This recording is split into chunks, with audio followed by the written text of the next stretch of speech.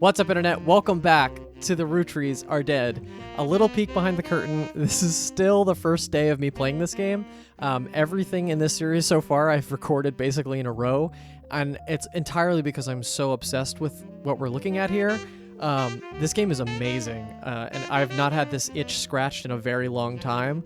I'm almost sad that I'm consuming it like this, but I can't stop. It's so good. When we last left off, we are going back to this diary. So this diary had a reissue from Lauren Roottree, and we have more entries we have still not read. We have a new information about this person, Sam, who's the illegitimate child of one of our 5 pieces. And there's some stuff that's going to be brewing from that, but we got some more entries to read before we start really digging into anything else. This is a page of additional notes, etc., etc.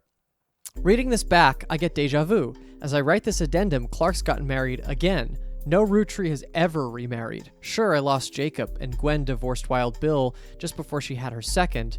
Not even I can blame her for that. I've seen what he gets up to in Starlet, but neither of us ever took a second husband. With the way the world is moving, I guess it was inevitable someone in this family would remarry. I just wish it wasn't my son. I can only wonder if Clark's apparent disrespect for marriage is due to a lack of a real father. I did what I could, and Lord knows Eli C. stepped up and helped, more than I could say for Clancy or Edward. Eli C. Eli C. practically raised Clark and Jim as brothers. Oh, Clark and Jim. Okay. Eli C. practically raised Clark and Jim as brothers whenever he could. Eli's marriage seems fine, and Jim's marriage seems solid as a rock. Pun intended. Solid as a rock. Oh, diamond. So who knows what causes these things? I suspect that he's marrying Jane to keep her from running out of the band. Without her, he'd be the third wheel, and I imagine they wouldn't last long as a trio. But still, I don't think a marriage on such a shaky foundation can last like that. And Lord knows, I was right last time. Okay, so some stuff that we can definitely lock in, and I'm glad I waited. So this is, in fact, as we suspected, this is Jane LaRue. We know the picture. It's this one. Right? Yeah, she's the brown-haired girl. Close. The other one is... Yeah. We haven't actually had that locked in yet. That's funny. So yes, they had a child. We'll figure that out later. Now, other stuff. Clark's getting married again. I lost Jacob. Right, Eli C. That's the other big thing. So Eli is Jim's father. Elias C. He's the advertising dude. I can only imagine. Eli C. stepped up and helped. That's more than I can say for Clancy or Edward. Eli C. practically raised Clark and Jim as brothers whenever he could. Eli's marriage seems fine, and Jim's marriage seems solid as a rock. Eli's marriage seems fine. Yeah, their mom. I think that's all I can get from that for now. That actually also eliminates one of the Elis. Right? Because didn't they say that this was an Eli? Oh, what the hell is this?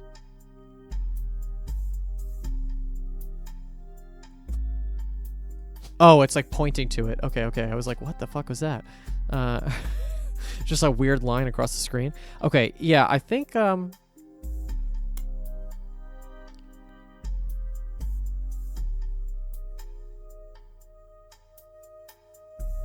Is that one in the previous diary?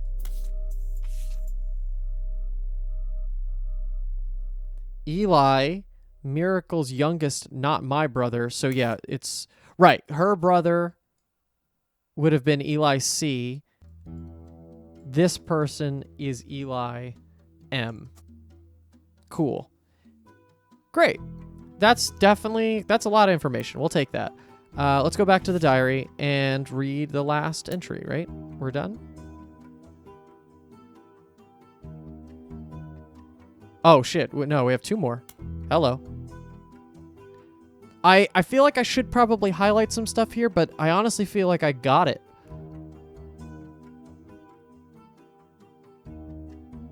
I mean, I understand where we're at here. Okay. The biggest complaint I got after publishing my diary was how many similar names there are. And I get it. There are 4 Elis for Pete's sake, but that's how it is. And someone say, I saw Eli in town, and I wouldn't know which one they meant. My brother, my uncle, or my cousin? That's when they became Uncle Junior, Miracles Eli, or Eli C. So, Uncle Junior, to her, Uncle Junior, her brother, Eli C, or Miracles Eli. Great, we figured that out.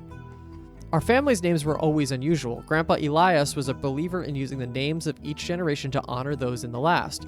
His father and Grandma Gwyneth's father were named Edward and Clancy. So now you see where my pop's name came from, and we know that. Edward, Clancy, Edward, duh. Okay. One thing that's always been consistent in our family, though, is that anytime someone's a junior, they're always the firstborn son. That goes for, yeah, I figured. That goes for Miracle, Eli, or even Clancy. With the women, however, it goes out the window. Okay, so hold on. That's important. So let's do, this is notables. So anytime someone's a junior, the firstborn son. Yeah. Okay. I think Gwendolyn got her name from some combination of Gwyneth and Caroline, who is Elias's mother. Women's names tend to get all mixed up as the generations went on. Elias's mother, so it is Gwendolyn. Zoom out. Yeah, Gwendolyn Morden. Oh, but Gwendolyn Roottree exists. She's Gwendolyn Roottree. She was born as Gwendolyn Roottree. And then you married a Morden. Probably James Morden, if I had to guess. Because your 2 kids are Zachariah and Angelica, and you didn't marry a woman in 1900. Sorry. I feel pretty good about that. So then, weirdly,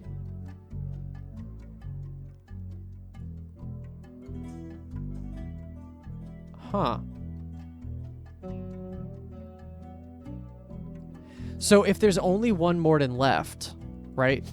We look at Morden. Morden is currently the top. Oh, no, there's 2 Mordens left. Caroline and Gwendolyn.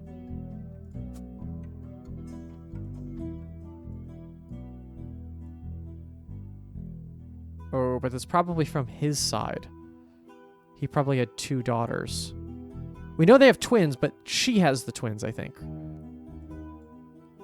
She has the twins, but you're the dude, so your name probably is the one passing it on. That's my guess, but I can't put that in yet. I have no way to even put that in there. With the women, however, it goes out the window. I think Gwendolyn got her name from some combination of Gwyneth and Caroline, who is Elias's mother. Women's names tend to get all mixed up as the generations went on. I guess that's because there's no female equivalent of junior. That's interesting. So if you're reading my diary and confused, you're not alone. Even the government had problems. I remember once receiving certified mail for an Edward Clancy Roottree.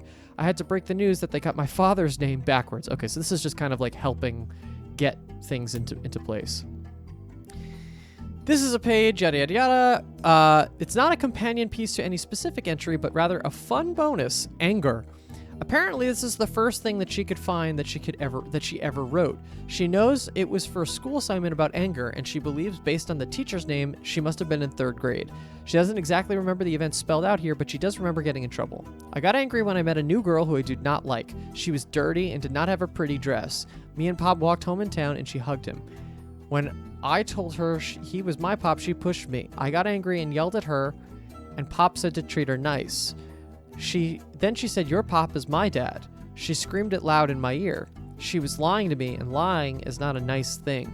So I pushed her too. Then I got in trouble, and Pop took her away. He told me, don't worry. I'm glad she's gone. I got angry when I met a new girl who I don't like. She was dirty and did not have a pretty dress. Me and Pop walked home in town, and she hugged him. When I told her that he was my Pop, she pushed me.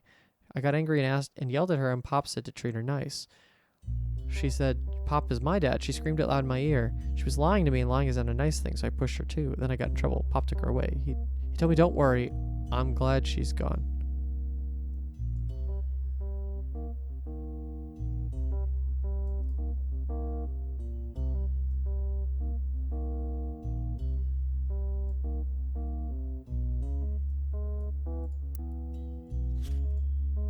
Because she's in the same generation as Sam. So that's possible. Now, here's an interesting thought.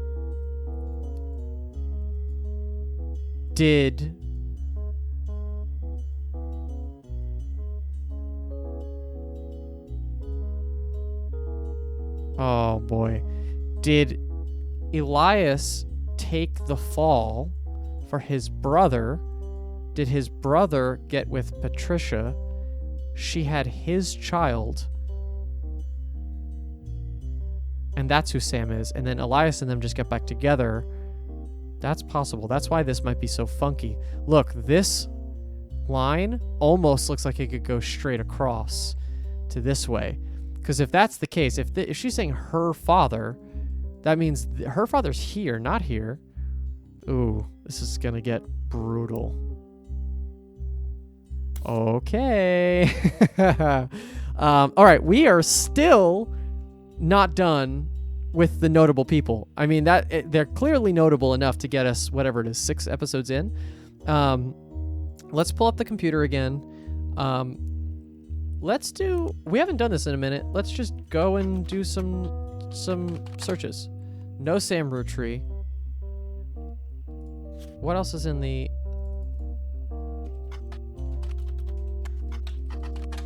No Mr. Miller. Eli's youngest. Okay, so we got that. And we know that one. Yeah, now there's a decent amount of evidence against the person who would have come against in this court case, right? Oy. Okay. Last, I think we just do it. Let's do our last person in the notable thing. Miracle Jr. doesn't go by his full name in promotional materials. Instead, he shortened it to Miracle Jr. Miracle Jr. is a televangelist who's part of the Miracle Network. We found the preacher. He used to have a show that aired on local access across many stations in the northeastern United States. According to a website called Clergy Watch, he was exposed and subsequently charged with conspiracy to defraud the public in 1979. Sounds like a preacher. When he claimed to heal someone in a wheelchair, a news expose revealed it was his wife Edith's sister in a disguise. The author also mentions that Edith has a bit of a checkered past herself, but doesn't clarify. He's since lost his television show and instead goes on tour across the southern United States, where he was not well known before the scandal. Okay, so let's take a look at this. So, Miracle Jr.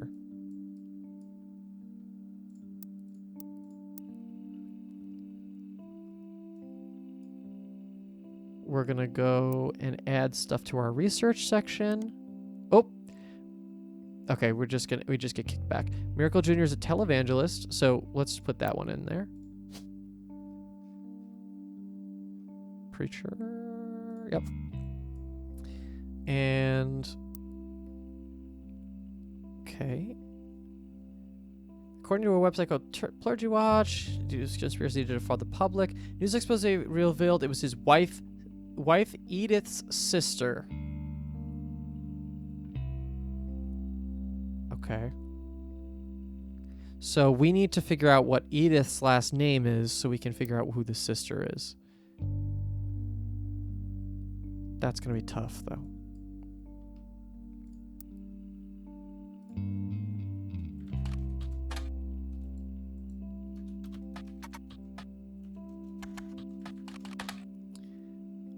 No. Well, it's a television show, but the periodicals, this is not going to have it. No. Okay, how about...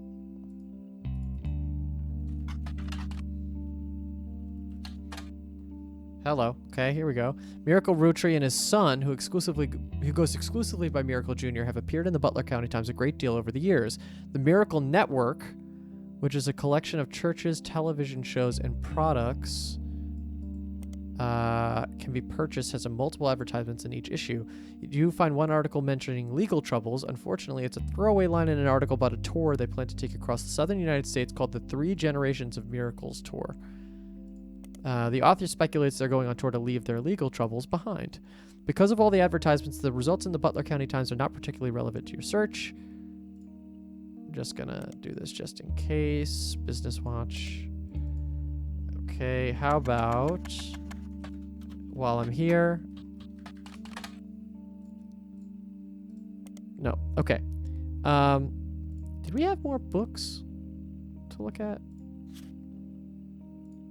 I don't think so.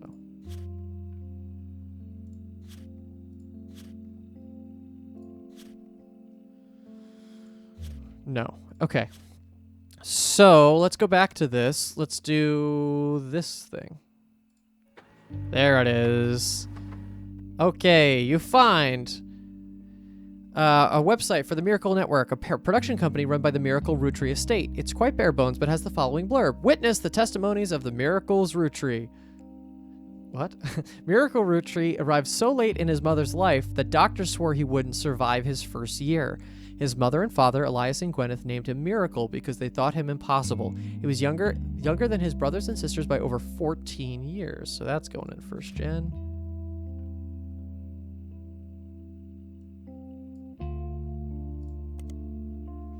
With a birth that late, the final child of his generation was nearly torn apart by countless health problems. But still, with the power of God on his side, he persevered. He triumphed over these complications and regained his sight to spread the healing word of the Almighty. 23 years later, Miracle Roottrees Jr. arrived, and he became the famous family's second vessel for the higher power. At 18, he unburdened himself from the Roottrees name and took his father's testimony to a whole new level. Via the power of television, Miracle Jr. spread the gospel across the entirety of New England. He has since left the life of glamour and glitz behind to reach the places that need it most. Power of the Lord coming to a town near you. Below the blurb is a flyer about the tour, which is in your evidence. Okay. How about this, but for... No. Okay, right. That's where we found it. Okay, great. This is going away. I have the evidence from it now. How about Miracle Network? Same thing. Okay. We might have just... This might have just been building up to this. Where is... Here we go. Aha! We have a picture. That's all we needed. Witness the power of the Lord in the Summer 96 3 Generations of Miracles Tour, featuring testimony from world-famous Miracle Jr. What a man. A special appearance from the Miracle Roottrees in his 68th year of God's year on earth. Children now welcome. Celebrate your pastor, Miracle the Third, and his wife, Nicole. Okay. A flyer for the generations, Miracle Jr. will be the youth pastor. Okay, cool. So... Miracle Third, as we expected. His wife, Nicole. Oh, fuck. Madsen or Smith? We'll have to figure that one out. I guess they're all preachers. They're families of preachers?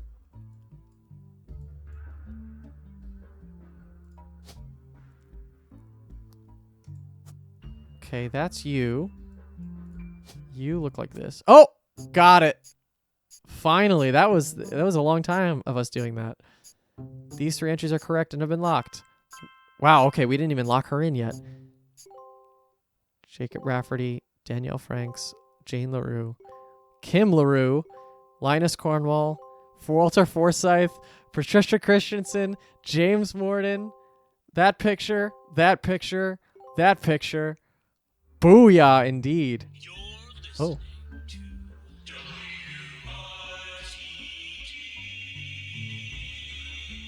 It's time for your headlines. Once an hour, every hour, on the 45. It's a bizarre development to an already tragic tale. In the wake of the accident that took his life, some of Carl Rootrees' belongings have apparently gone missing. Most notably, a framed photo of the Roottrees family from the mid-1970s that Carl had on his office wall. We interviewed a local psychologist about who would do such a thing and why. For that article, search online for WRTD News. Again, that's okay, yes, I got it. WRTD News. Also, I saw these. I can't do anything with them, I guess. That feels so specific. Okay. I'm curious about something.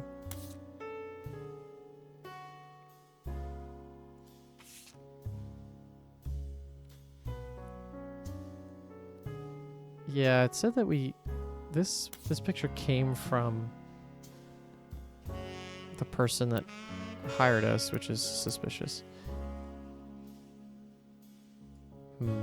Okay. All right, so WRTD News. WRTD News is your local investigative jazz radio station. During their news segments at 45 minutes on the hour, they've been talking about the plane crash. The most recent hour, they talked about a picture taken from Carl's office after the plane crash and promised an interview online with the psychologist. During their interview, it's revealed there wasn't a break-in. Instead, someone with a key to the office took the picture after discovering the pipes burst due to the recent storm. It means that it was someone likely close to the family who was aware of the photo's history and wanted to save it. The psychologist, however, also goes on to posit the culprit had an alternate agenda, specifically because nobody in the family has come forward to say they have it in their possession. A comment below the article says, "Don't believe their lies. This is just another incident of the Roottrees curse being a real, true thing. I bet you Carl was murdered and the picture had evidence on it." You know, I should have, but it's something that I wasn't even considering. I thought that we're in this situation where, he died, but that's just like the impetus for starting this. But wow, that's totally fair. WRTD News. Let's look up investigative jazz. Is there? No, there's no such thing as investigative jazz.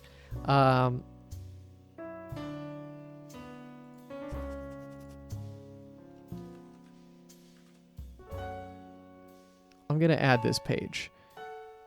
There wasn't a break-in. Cool. All right.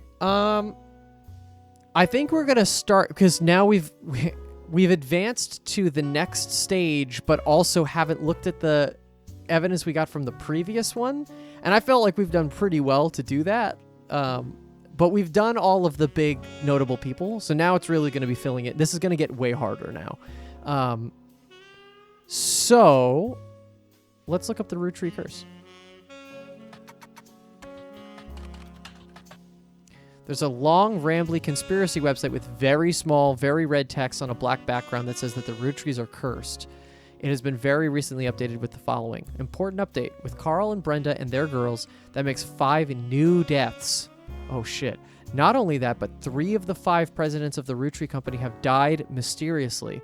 They say Guy's car was hit by a drunk driver in 1982, but no one was ever arrested. Then Ernie Madsen Jr. stepped down. Now, just this week, Carl died in a plane crash. This cannot be a coincidence. So, first of all, 3 of the 5 presidents.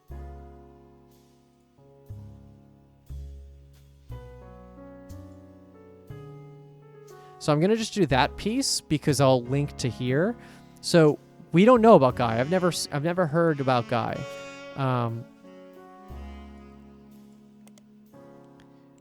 Yeah, this is building the conspiracy of someone's doing this intentionally.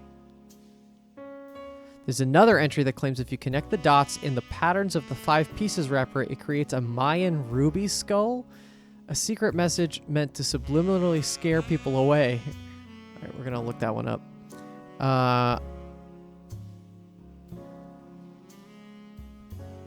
Ernie Madsen. Oh, Ernie Madsen means that your wife is not Madsen. Probably.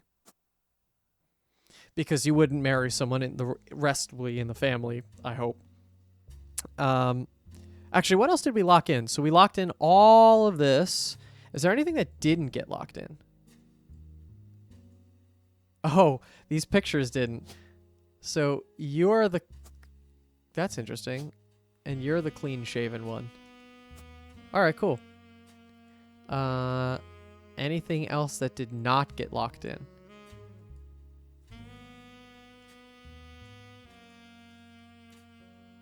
Nothing that we didn't fully complete. Okay, cool.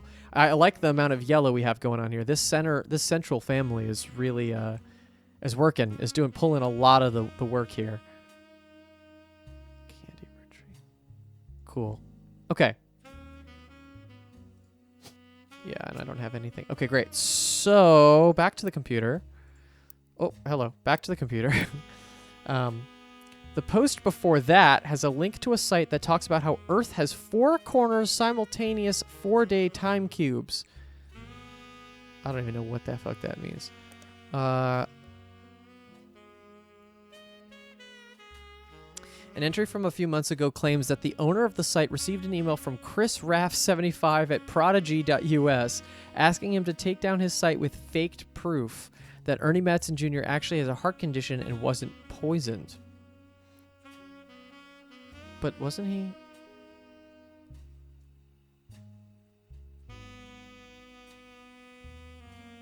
Oh, okay. The owner claims that although the proof looks quite credible, he knows that the proof was fake because he's an expert at creating fake evidence.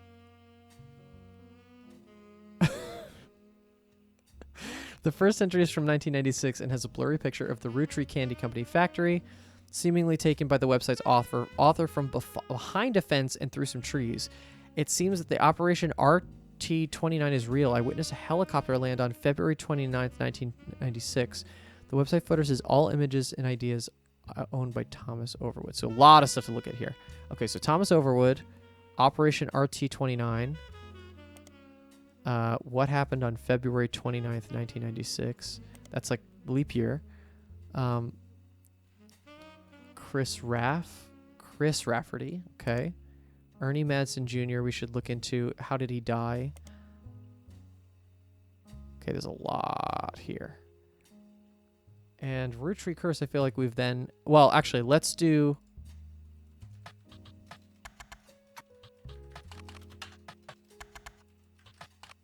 Okay, let's go with Business Watch. Sure. Butler County Times. Sure. How about this one? Nope. Okay. Roottrees Curse, you're dead. Okay, so we have all of these things on this side of the screen to look for. So let's do...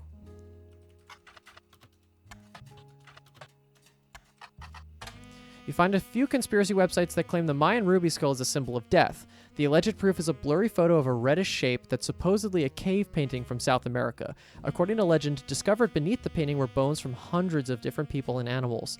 One site also mentions that the photographer who took the picture died when their boat capsized after crashing into a skull-shaped rock. Amongst the spinning skull gifs, you find no sources or verifiable details to back up any photos or claims. To you, the blurry photo looks more like an egg than a skull.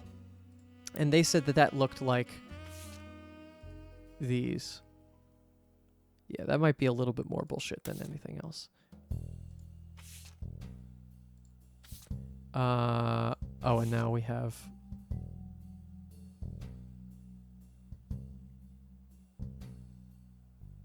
The photo you have been given may have been stolen from Carl's office. Yeah.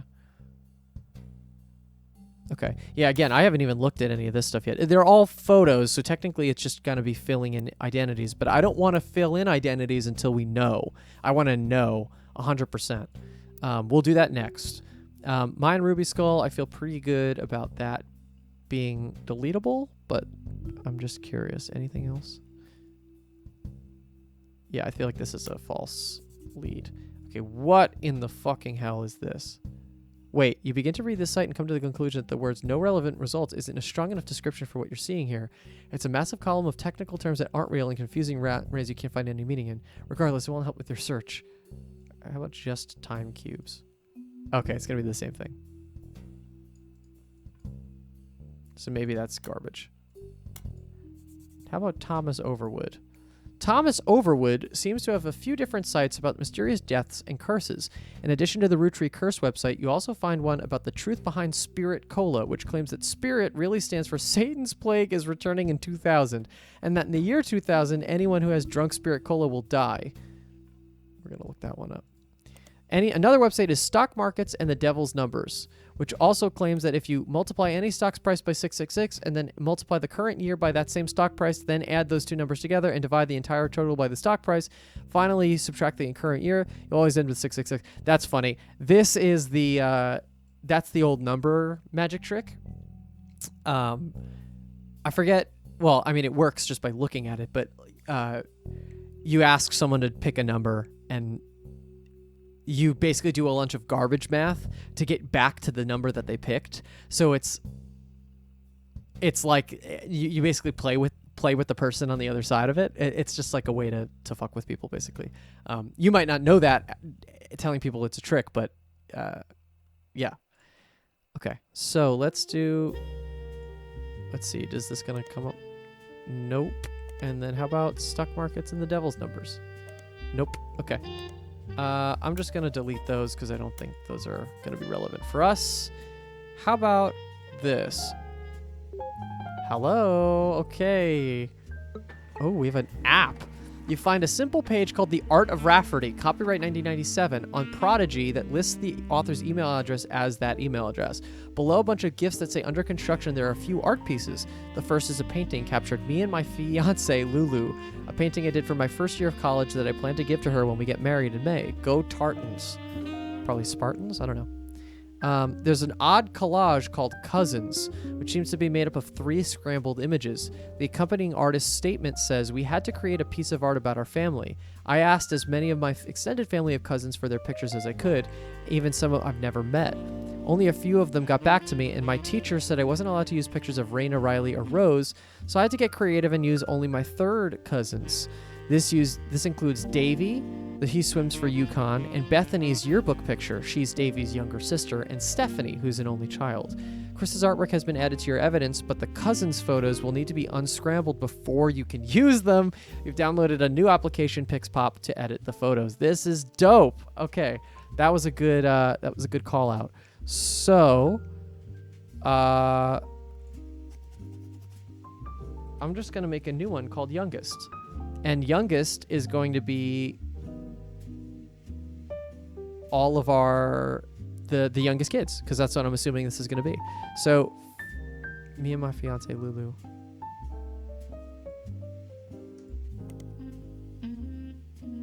Okay, and then wasn't allowed to use pictures of Raina, Riley, or Rose, so to get creative and only you. I had to get creative, yada yada yada. Okay, that's important. I'll check that out in a second. Let's go back to research. While I'm still in this mode, let's just see if there's anything else for Thomas Overwood. Probably not. That was my way to get that email address. Let's just look up Ernie Madsen Jr. Nope. Really? Okay. How about in...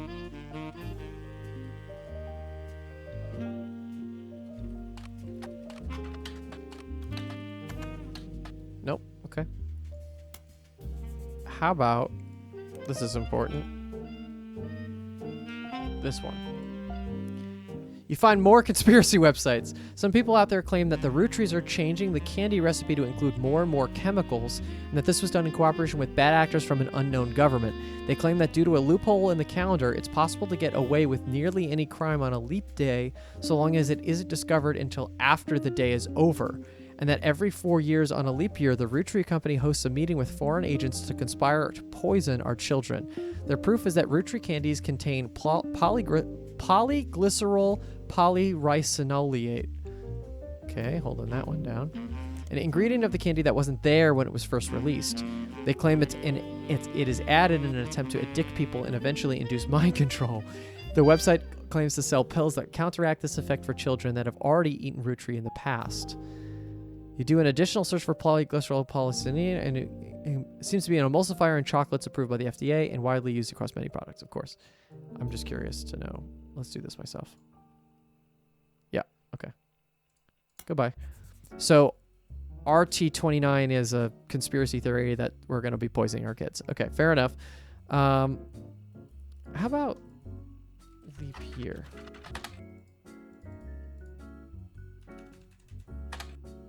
Yeah, maybe not.